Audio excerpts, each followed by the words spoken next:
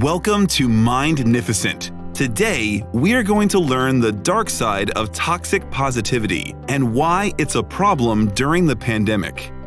If you've been on the internet long enough or use social media on a regular basis, chances are you've stumbled upon the phrase positive vibes only more than one time. But what people might not realize is that being positive or always having a positive outlook on life is not always a good thing. There's no denying that a positive attitude can have an incredible effect on our lives. As a matter of fact, when you adopt a positive mindset, you will go far in life. Your thoughts have a great impact on your actions, and when you decide not to let the negatives in your life control you, that is a way one can succeed in life. But can positive thinking go too far? The short answer is a definitive yes. What's supposed to be the reason you succeed in life can be the exact cause that's causing you to fail. This phenomenon has been dubbed toxic positivity, and it's safe to say that it truly became a problem for many people during the devastating pandemic that has claimed the lives of millions of people around the world. So, what exactly is toxic positivity? Toxic positivity can be defined as the excessive emphasis on having a positive outlook on life and being optimistic all the time, no matter what circumstances you're going through. You might be thinking it's a good thing, but what really happens with toxic positivity is that it can cause damage in relationships as it minimizes and invalidates the emotions of the other person. Instead of being optimistic, these people disallow the existence of any emotion other than happiness. The truth of the matter is, humans experience a myriad of feelings on a daily basis, both positive and negative. We get jealous at times, and we get angry when something triggers us. We also feel happy when we see our loved ones, and we get depressed when nothing is going in the right direction.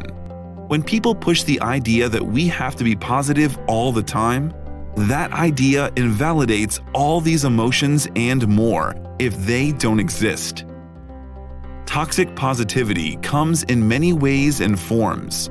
For example, when you fail an important test at university, your sadness might be met with a sympathetic comment telling you to stay positive instead of validating your sadness and disappointment. And if you experienced the loss of a loved one, you might be told that everything happens for a reason. There's no denying that many of these comments we receive come from people who think that they're being supportive, not knowing that what they're doing is harmful to you. They simply don't know how to be empathetic, and this is their way of comforting you. How can toxic positivity be dangerous? It's just positive words, so how can they have a negative impact on someone? It shames people. When someone is going through a tough patch in their life, the worst thing you can do to them is force a positive outlook on their pain and shame them into being silent about their feelings. Instead of emotionally supporting them and being empathetic, you will instead push them into suffering in silence and thinking that their feelings are invalid. It isolates people. Staying grounded and not losing track of who we are is already difficult as it is. So can you imagine denying your truth so much that you start losing connection with yourself and everyone around you? When someone sports an excessive positive attitude all the time, it makes it extremely hard to connect with that person because you can't really relate to them or how they feel. If you know that a person can't be honest about their own feelings, how do you know if they're honest about their feelings towards you? So, why did toxic positivity become a problem during the pandemic?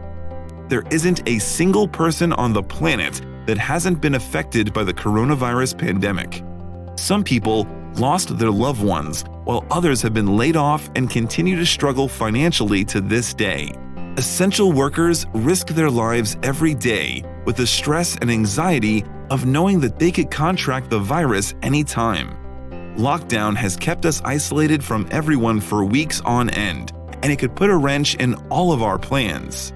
We're all trying to adjust to this new normal with the constant pressure of being productive and trying to see the light at the end of the tunnel during this traumatic time.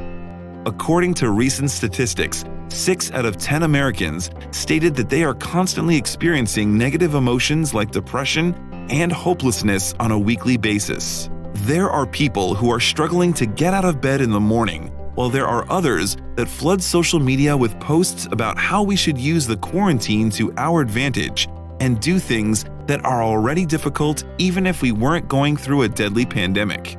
The majority of these positive messages are harmful, as what they will essentially do is make people compare their lives to others and feel like they are behind. The truth is, it's normal not to feel and be okay. These feelings are what keeps us grounded in the present moment. Humans need to accept negative emotions, process them, then let them pass on their own. So, what you have to do is let yourself feel these emotions, and yes, the negative ones as well, without letting yourself fall victim to toxic positivity. And just like the Arab proverb says, sunshine all the time makes a desert.